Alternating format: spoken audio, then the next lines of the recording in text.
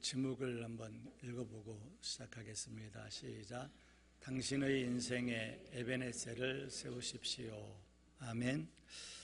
오늘은 2026년 딱 반을 지나는 상반기 마지막 주일입니다.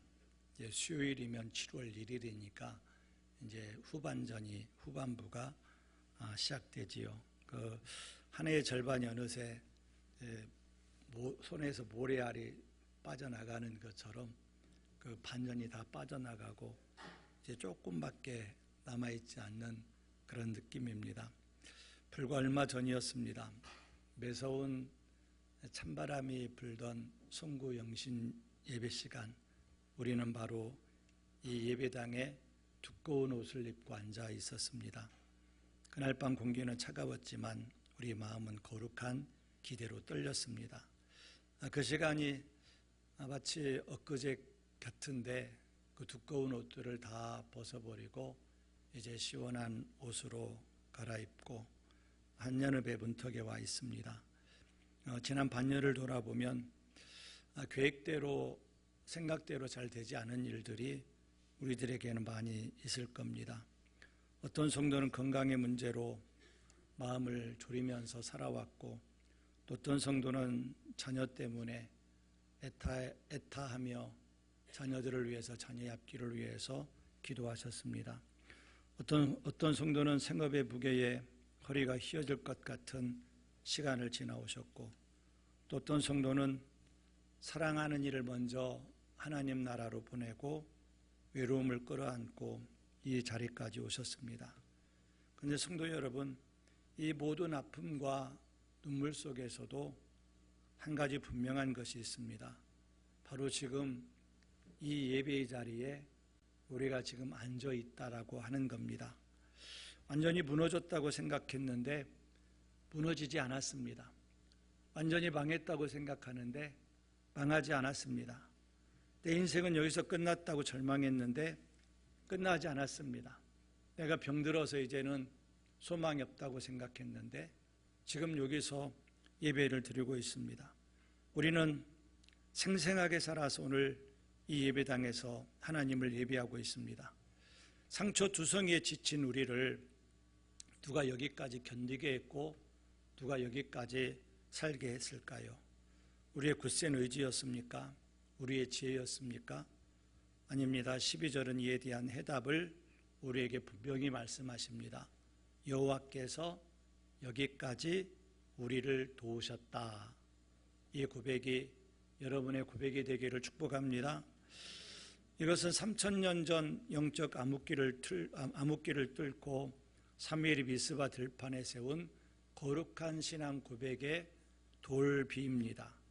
그리고 오늘 2026년의 절반을 은혜로 통과해온 우리가 마음이 깊이 새겨야 할 저와 여러분들의 신앙 고백이 되기를 주님의 이름으로 축복합니다. 2절 말씀을 보십시오. 괴가 기럇 이아림에 들어간 날부터 20년 동안 있은지라 이스라엘 온 족속이 여호와를 사모하니라. 이 짧은 이 한 절에 몇 년이 들어가 있어요? 20년이 들어가 있네요.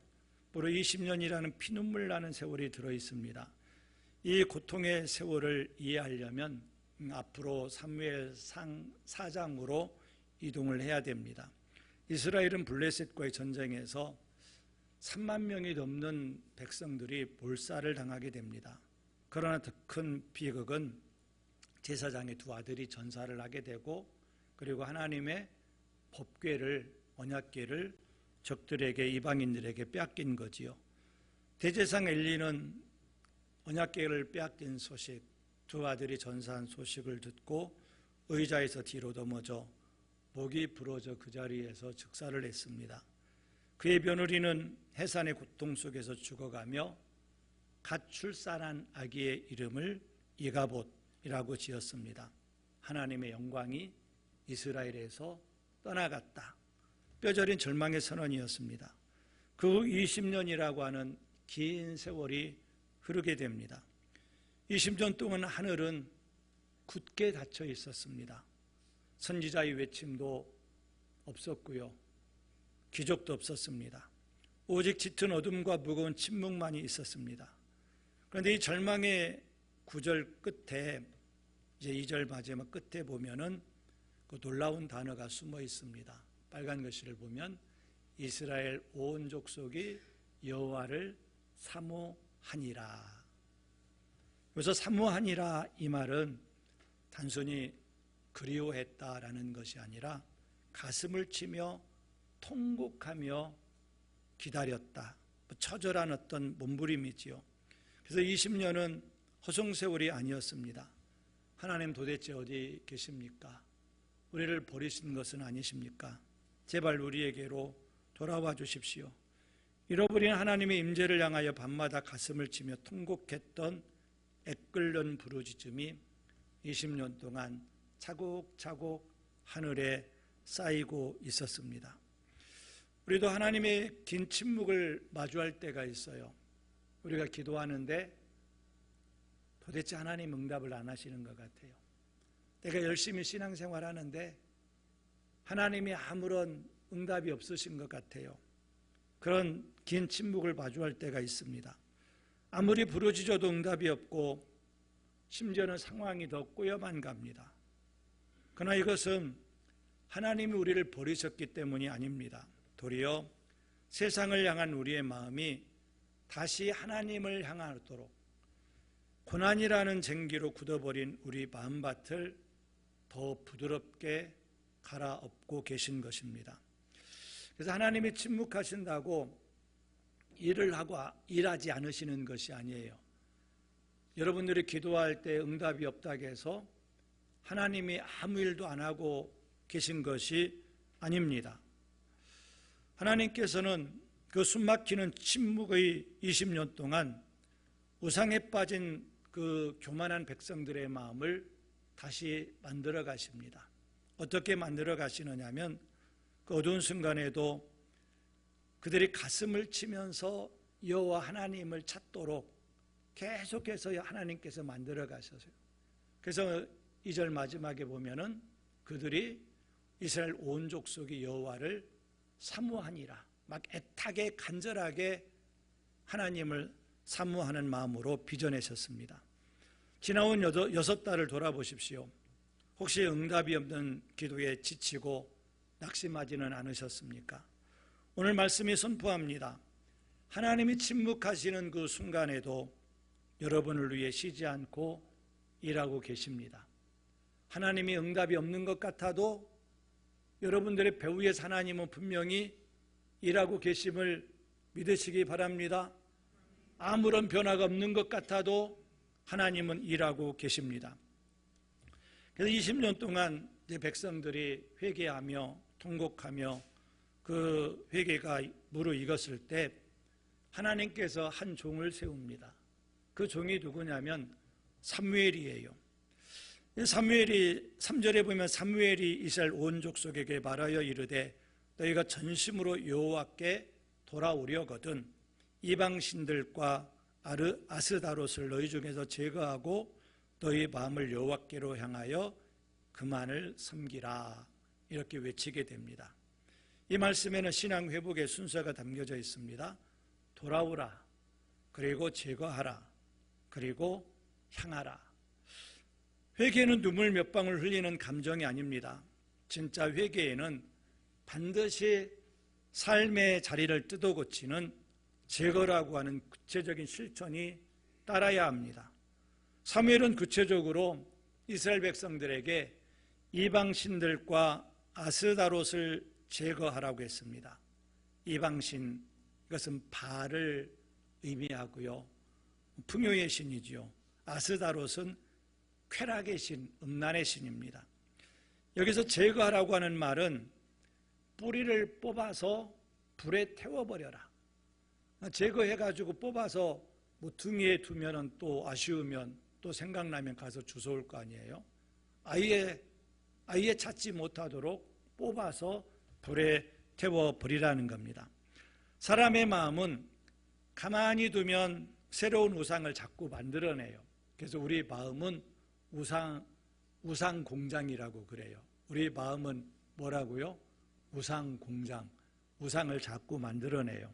잠시만 방심해도 어느새 하나님이 다스리고 계셔야 할 우리 마음의 중심에 왕자의 다른 무언가가 슬며시 기어 올라와서 지가 주인인 것처럼 주인 행세를 합니다. 이스라엘 백성들을 보십시오. 20년 동안 회개를 하면서 하나님을 정말로 그들이 애타게 사모하며 통곡했다겠습니다. 그런데 충격적인 것은 그들이 통곡하고 하나님을 그리워하고 하나님을 찾으면서도 그들에게는 여전히 그들의 손에 바알과 아스다롯 조각상이 지어져 있었던 겁니다. 그들이 입으로는 주여 주여 하면서도 실제 삶에서는 여전히 바알을 붙들고 양다리를 걸쳤던 거지요. 여러분, 이 모습이 혹시 우리의 모습이 아닙니까? 주일이면 예배 자리에서 하나님을 찾지만 세상으로 나가면 절대 손에서 놓지 못하는 나만의 우상이 있을 수 있습니다. 그것이 돈일 수도 있고요, 헛된 명예일 수도 있고요, 의미 없는 쾌락일 수도 있습니다. 또 끊어내지 못하는 은밀한 죄의 습관일 수도 있습니다. 기도보다 걱정을 더 신뢰하는 기도 찬양 불렀는데 기도 응답은 전혀 신뢰하지 않고 여러분들이 염려하는 것은 철떡같이 믿어요. 염려가 사실인 것처럼, 염려가 현실인 것처럼. 그래서 이 기도보다 걱정을 더 신뢰하는 불신앙, 그것이 우상일 수도 있어요. 이 말씀을 들은 백성들은 어떻게 반응을 하느냐면 6절에 엄청난 영적인 대각성이 그들에게 벌어지게 됩니다. 그들이 미스바에 모여 물을 길러 여호와 앞에 부었다고 했습니다. 물을 길러서 눈을 뜨시고요, 물을 길러서 땅에 부었다고 했어요. 땅에 부은 물은 다시 담을 수 있어요? 담을 수 없지요.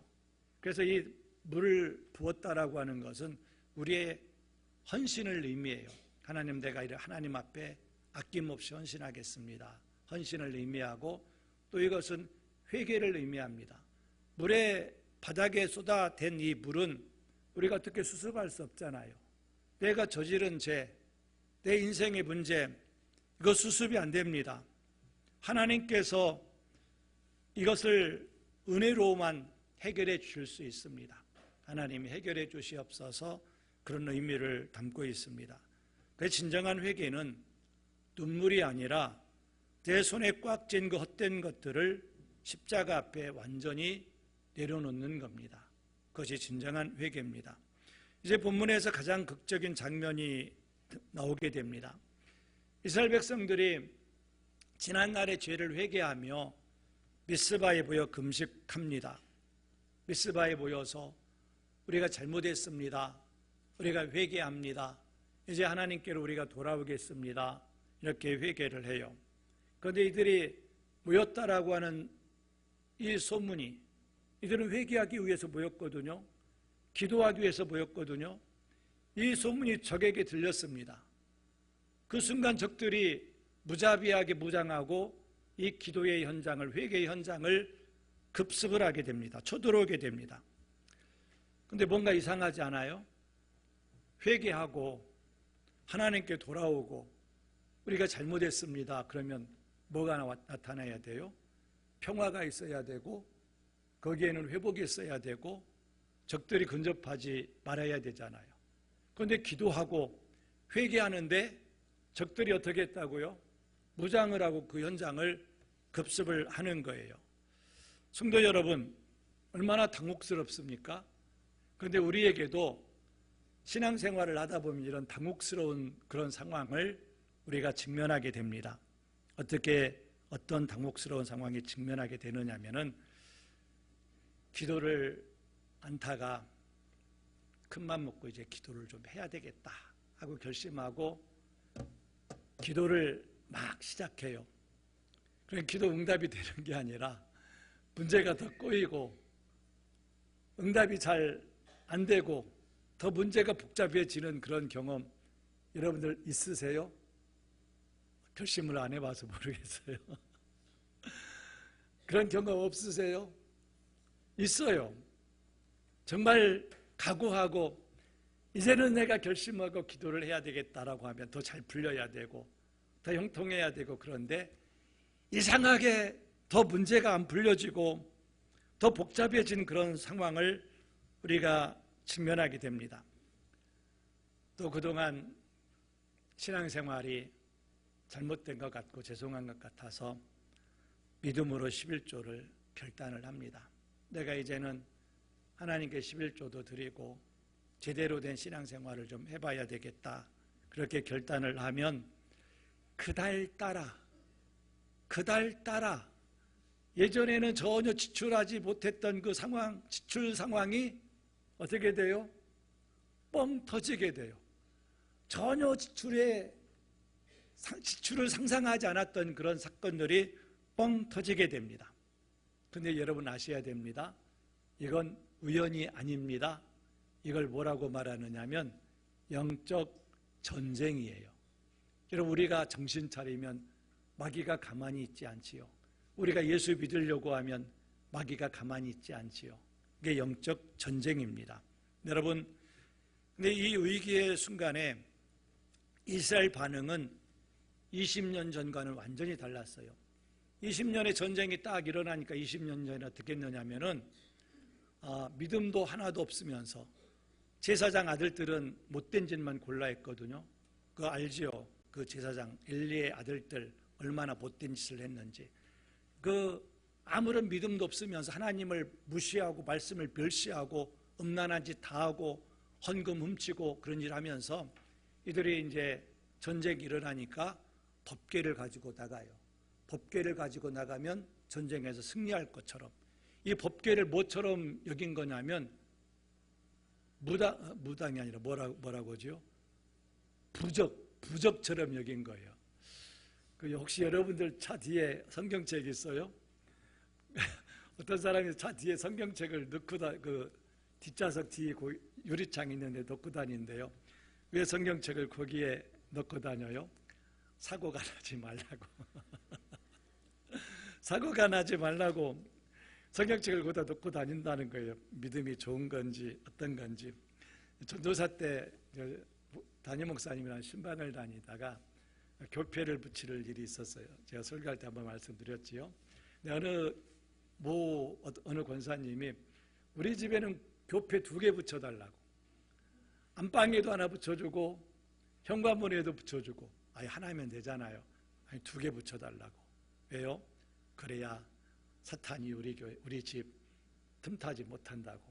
근데 20년 전에 이들이 그랬거든요. 법궤를 가지고 나갔어요. 법궤를 가지고 나가면 믿음 없어도 이긴다고 그렇게 생각을 했었어요. 그런데 이제 20년이 지났잖아요. 또 적들이 쳐들어왔어요. 이때는 상황이 완전히 바뀌게 됩니다. 8절을 보십시오. 8절을 보면 당신은 우리를 위하여 우리 하나님 여호와께 쉬지 말고 부르짖어 우리를 블레셋 사람들의 손에서 구원하시게 하소서. 이게 믿음이 바뀌어졌어요. 20년 전에는 부적 가지고 나갔는데 이제는 온전히 하나님만을 의지하며 하나님께 기도하는 그들, 이제는 창과 칼이 아니라 오직 기도로 하나님을 앞장세우는 믿음의 사람이 됩니다. 두려움의 반대말이 뭘까요? 이병철 장로님, 두려움의 반대말이 뭐예요? 안두려움. 두려움의 반대말을 사람들은 용기라고 그렇게 얘기를 한대요. 두려움의 반대말은 뭐라고요? 용기. 그런데 우리 예수 믿는 사람들은 두려움의 반대말이 용기가 아닙니다. 두려움의 반대말은 뭐냐면 기도입니다. 두려움의 반대말이 뭐라고요? 기도. 눈 뜨시고요. 두려움의 반대말은 기도입니다. 두려움을 내 힘으로 없애려고 발버둥 친다고 이 두려움이 없어지는 것 보셨습니까? 이 두려움이라고 하는 이 감정은, 두려움은 내가 두려움을 없애야지 발버둥 친다고 없어지는 게 아닙니다. 어떻게 하면 없어지느냐면 그 두려움의 문제를 그대로 가지고 전능하신 하나님 앞에 내려놓으면서 하나님, 이 문제를 주님께 맡깁니다. 이제는 내 문제가 아니라 누구의 문제입니다? 하나님의 문제입니다. 하나님은 크신 분이에요? 작으신 분이에요? 그냥 크신 분이 아니라 어마어마하게 크신 분입니다. 그러니까 하나님께는 아무 두려움이 없어요. 여러분이 하나님께 맡기면 여러분의 모든 두려움을 하나님께서 책임져 주실 줄로 믿습니다. 그럼 여러분 두려움에서 해방될 줄로 믿습니다. 그러면 두려움의 반대말은 기도예요. 여러분들이 두려워하고 있다는 것은 나는 지금 뭐하고 있다? 기도하지 않고 있다라는 것이 됩니다. 9절을 보십시오. 사무엘이 젖 먹는 어린 양 하나를 가져다가 온전한 번제를 여호와께 드리고, 사무엘이 드린 것은 크고 살진 황소가 아니었습니다.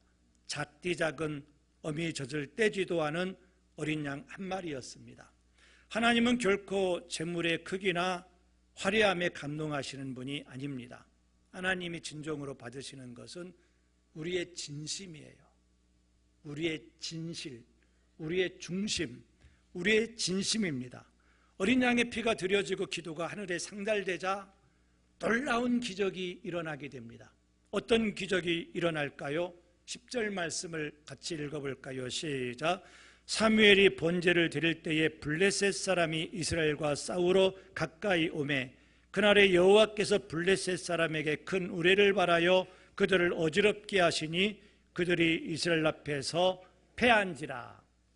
아멘. 이스라엘은 칼 한 번 빼들지 않았습니다. 그들은 무릎을 꿇었고 사무엘은 눈물로 부르짖었을 뿐입니다. 그런데 하늘에서 우레가 떨어졌습니다. 우레가 떨어져서 그들을 어지럽게 만들었다겠습니다. 그 적군들을 어지럽게 만들어서 승리했습니다. 이 어지럽게 만들었다는 말이 어디에 나오느냐면 이스라엘 백성들이 출애굽해서 홍해바다를 막 건널 때 애굽의 전차 부대가 막 뒤쫓아오지요. 그 전차 부대를 하나님께서 어지럽게 만들어서 그들이 물에 수장되게 됩니다. 그때 어지럽게 만들었다라고 하는 단어가 쓰여집니다.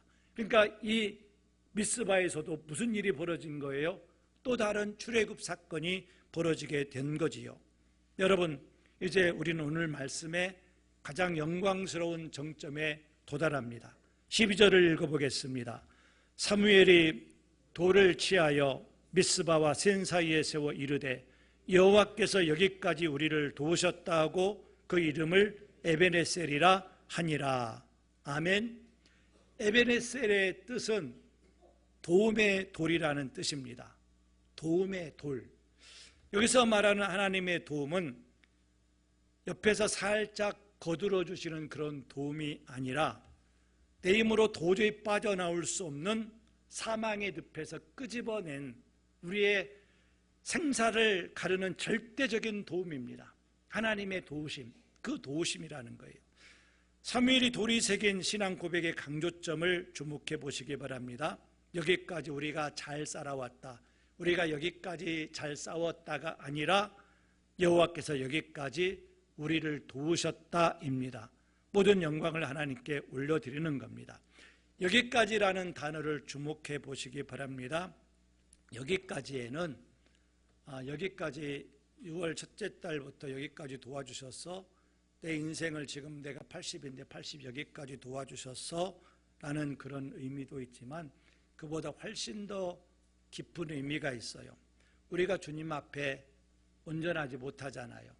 우리가 주님 앞에 범죄할 때도 있고 넘어질 때도 있잖아요. 그럼에도 불구하고 하나님은 참으시고 우리를 어디까지 인도하셨다?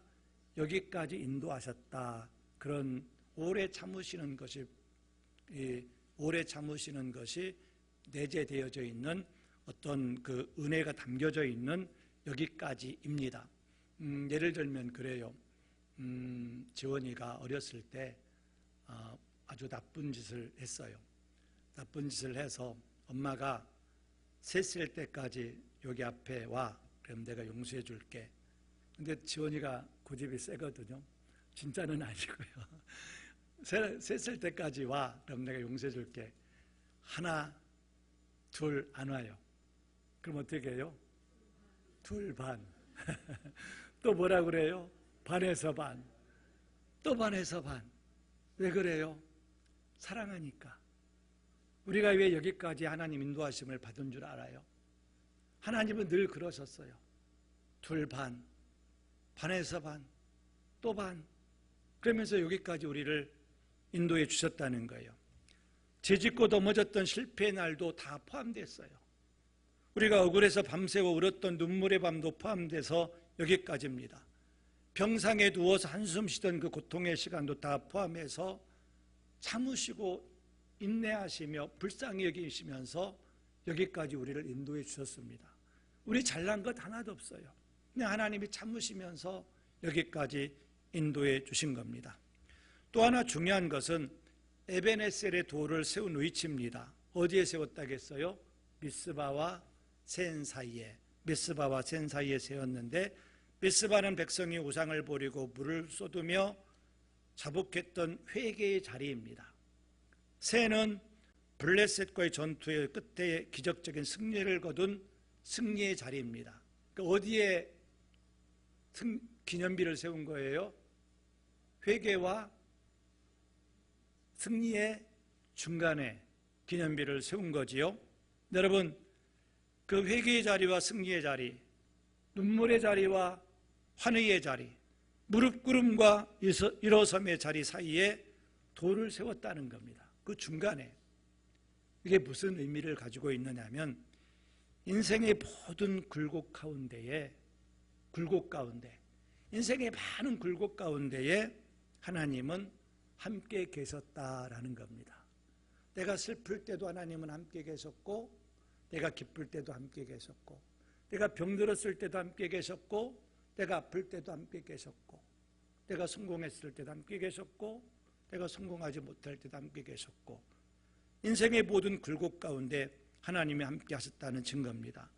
지금 인생의 현재에 여기까지 하나님이 도우셨다고 여러분들 고백하실 수 있으십니까? 다 조르십니까? 여기까지 도우셨다고 믿으십니까?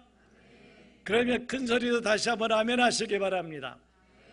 여러분이 그렇게 아멘 할 수 있다면 앞으로도 하나님께서 반드시 도우시리라 여러분들은 확신할 수 있는 사람입니다.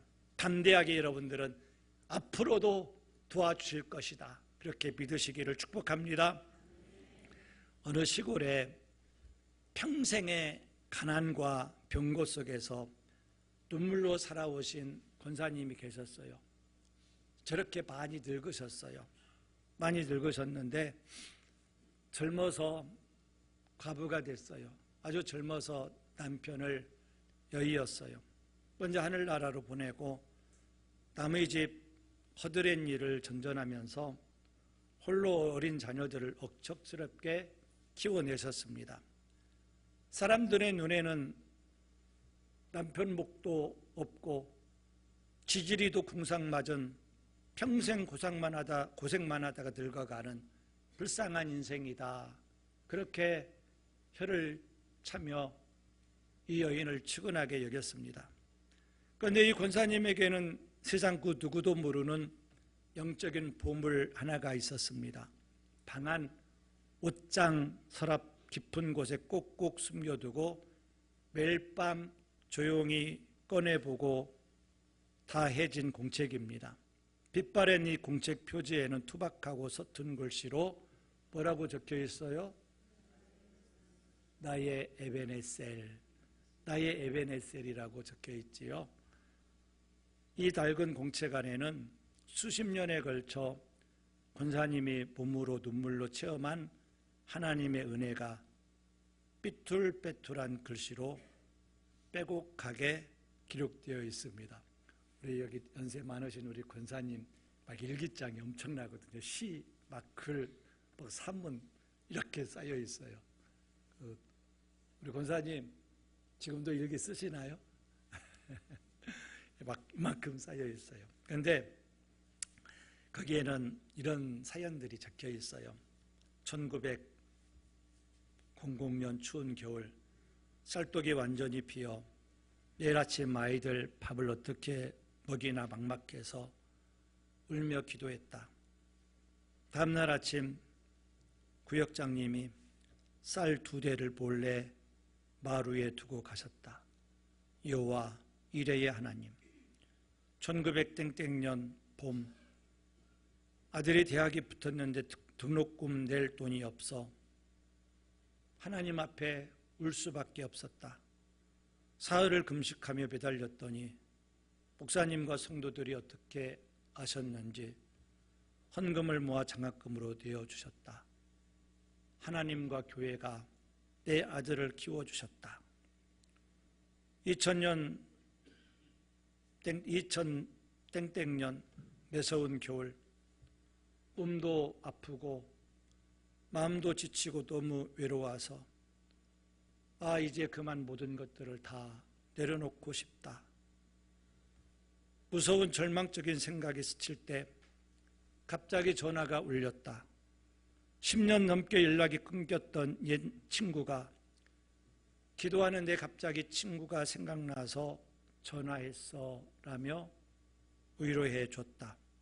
하나님께서 천사를 보내어 내 생명을 지켜주셨다.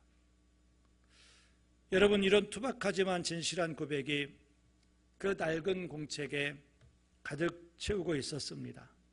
그건 단순한 일기장이 아니었습니다. 그것은 벼랑 끝에서는 한 여인의 인생 전체를 밑에서 든든하게 떠받치고 계셨던 전능하신 하나님의 손자국이었습니다. 어느 날 저녁 백발이 성성한 권사님이 그림을 보여주세요. 돋보기를 끼고 그 공책을 첫 페이지부터 천천히 읽어 내려가시기 시작하셨어요. 한 장, 두 장, 세 장을 읽으면 읽을수록 그 시절이 주마등처럼 스쳐 지나가는 거예요.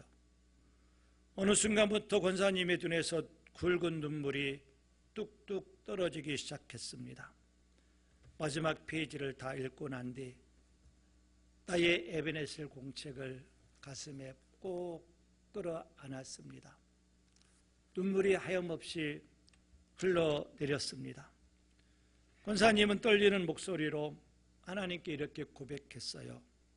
내 인생 참 고단하고 힘들었지. 남들처럼 넉넉하게 살아본 적도 없고 마음 편히 두 다리 뻗고 잔 밤도 별로 없었어. 그런데 오늘 이 공책을 다시 읽어보니 내 인생 단 하루도 하나님이 안 계신 적이 없었네. 내가 쓰러질 때마다 꼭 필요할 때마다 기가 막히게 하나님이 함께해 주셨네. 나는 평생 가난하고 불쌍하게 산 줄만 알았는데 오늘 십자가의 은혜로 다시 돌아보니 나는 세상에서 가장 많은 사랑을 받은 하나님의 딸이었네. 정말 여기까지 하나님께서 나를 도와주셨네. 하나님 감사합니다 하고 그날 밤 눈물을 하염없이 쏟으셨다고 그래요. 사랑하는 성도 여러분, 이 권사님의 낡고 볼품없는 공책 한 권이 바로 그분의 가슴에 세워진 살아있는 에베네셀입니다. 여러분, 우리도 기록하고 있지는 않지만 다 에베네셀의 공책이 우리에게는 있잖아요. 우리가 앞으로 살아온 삶보다 살아갈 날이 더 험할 수도 있습니다. 나이 들면서 더 우리가 힘든 인생을 살아갈 수도 있습니다. 그러나 두려워하지 맙시다. 우리는 혼자가 아닙니다. 우리의 작은 신음에도 응답하시며 필요할 때마다 기가 막힌 방법으로 도우시는 전능하신 하나님 아버지가 우리의 아버지시니까요.